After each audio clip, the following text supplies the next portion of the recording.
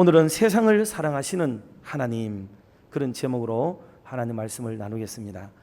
우리가 잘 아는 요한복음 3장 16절 수도 없이 반복해서 암송하고 그러는데, 정말 이 말씀의 뜻을 제대로 알고 우리가 있는 것인가 하는 생각을 한번 가져보게 됩니다.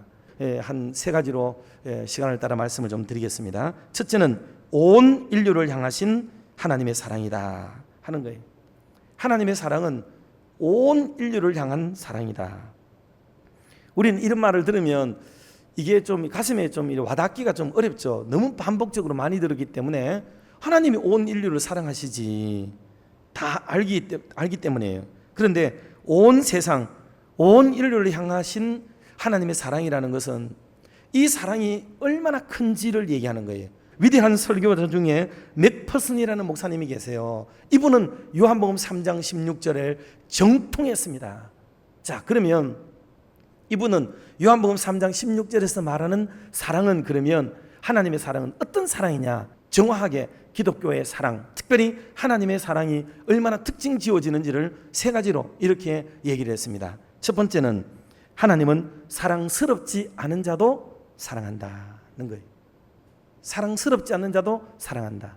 하나님의 사랑은 내 마음에 들지 않고 사랑스러운 짓거리가 없는, 도무지 사랑스러운 군대 구석이 없어도 그를 사랑할 수 있는 마음을 배양하고 그걸 가지는 게, 그게 기독교의 사랑이라는 거예요.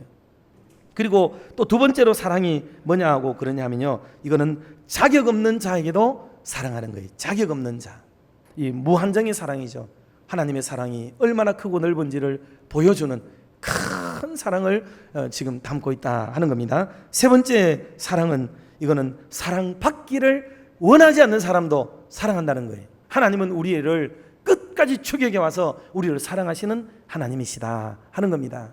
이 외에도 일반적으로 주고받는 하나님의 사랑은 말할 것도 없고요. 그건 일반적으로는 다 선대하면 선대하고 좋으면 좋은 거, 이런 사랑은 다 있는 겁니다. 그러나 다른 것들과 특화되고 특징 지어진 사랑은 바로 이런 사랑이다.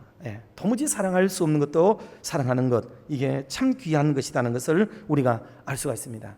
그래서 사람이 사랑받고 있다는 확신을 가지게 될 때 여러분 굉장한 자신감이 생기잖아요. 여러분 오늘도 저와 여러분은 반드시 하나님 사랑에 대한 확신을 좀 가졌으면 좋겠어요. 우리 스스로를 볼 때는 좀 못나고 부족하고 자격 없고 실격자인 것처럼 보여도 하나님은 여전히 저와 여러분을 사랑하고 계시는 줄 믿으시기를 바랍니다. 이 바탕 위에서 우리의 믿음이 바로 커갈 수 있다는 거예요. 두 번째로 우리가 생각할 것은 제한 없이 사랑하시는 하나님의 사랑이에요. 하나님의 사랑이 제한이 없다는 거예요. 제한. 그런데 이 제한이 없다는 말 속에는 뭐가 있느냐면 하나님이 사랑을 선물로 주셨다는 말이 있어요. 로마서 6장 23절 말씀을 같이 한번 합독해 봅시다. 죄의 싹은 사망이요 하나님의 은사는 그리스도 예수 우리 주 안에 있는 영생이니라. 아멘.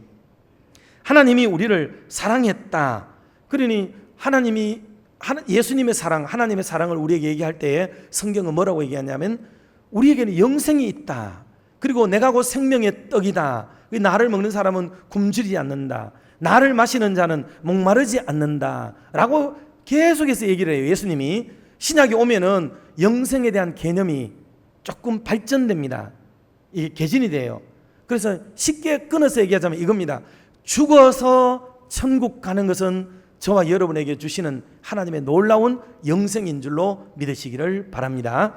이거는 분명한 우리의 구원관이에요. 그러면 그렇게 영생을 보장받은 사람들은 그러면 이 땅에서는 어떻게 사느냐 이 말이에요. 오늘은 그럼 어떻게 살아야 되느냐는 얘기죠. 그게 바로 성경이 소위 말하는 바이탈리티, 그러니 우리에게 생동감이 있고 그리고 생명력을 가진 사람이기 때문에 오늘 우리들은 생명력 있는 삶을 살아야 된다는 것을 얘기를 하고 있는 거예요. 요한복음 20장 22절 말씀도 같이 한번 합독해 보도록 하면 좋겠는데요. 봅시다. 이 말씀을 하시고 그들을 향하사 숨을 내쉬며 이르시되 성령을 받으라. 아멘. 여러분 성령을 왜 받아요? 천국을 위해서 받습니까? 천국을 잘 가기 위해서 성령 받아요? 뭐 때문에 받아요? 성령은 다음 생을 보장받기 위해서 받는 게 아니에요. 이 성령을 왜 받느냐? 성령은 오늘을 위해서, 이 땅을 위해서 살아갈 때에 하나님의 사람으로 하나님의 사람답게 살아가도록 하기 위해서 여러분 성령을 받는 것입니다. 때문에 이 성령을 무슨 다음 생에 천국에 가서 잘 하기 위해서 이미 성령을 받은, 거기는 하나님과 동행하는 삶이에요. 이미 거기는 성부, 성자, 성령이 계시는 곳입니다. 거기는 특별히 성령을 받는 게 아니에요. 이 성령을 왜 받느냐? 그건 오늘을 위해서 받는 거예요. 오늘을 생동감 있게, 생명력 있게 살기 위해서는 이게 필요하다는 거예요. 그래서 예수 믿는 사람이 얼굴과 삶에 활기가 있고 생기가 있는 삶을 살아가야 될 줄로 믿습니다. 세 번째로 우리가 드릴 말씀은요, 멸망시키지 않으시는 하나님의 사랑. 그랬어요. 요한복음의 가장 재미있는 표현 중에 하나가 뭐냐면 멸망시키지 않는다는 거예요. 그리고 영생을 주시는 거죠. 그 멸망시킨다는 말의 의미가 영어 번역에서는요, 이거는 그대로 죽여버린다, 뭐 이런 의미를 가지는, 없애버린다는 뜻을 가지고 있어요. 그런데 그리스어나 이탈리아나 다른 나라의 언어에서는 재밌는 말이 있는데, 이게 뭐냐면 제로로 만들어버린다, 또는 영으로 만들어버린다, 또 무위로 돌려버린다, 무가치하게 만들어버린다 라는 의미를 가지는 단어이기도 해요. 그러니 멸망치 않고 영생을 얻게 한다, 이 말은 그냥 멸망 안 한다는 말을 굳이 마지막 날에 쓰지 않아도 영생 아니면 영벌이기 때문에 영생만 써도 돼요. 그런데 멸망치 않고 라는 이 언어는 놀랍게도 현재 진행형으로 쓰여지면서 이 땅을 살아가는 어간에 예수 믿는 사람들이 멸망을 당하지 않고 궁극적으로 영생을 얻게 되는데 도착하게 된다라는 과정을 설명하는데도 이렇게 사용된 단어이기도 해요.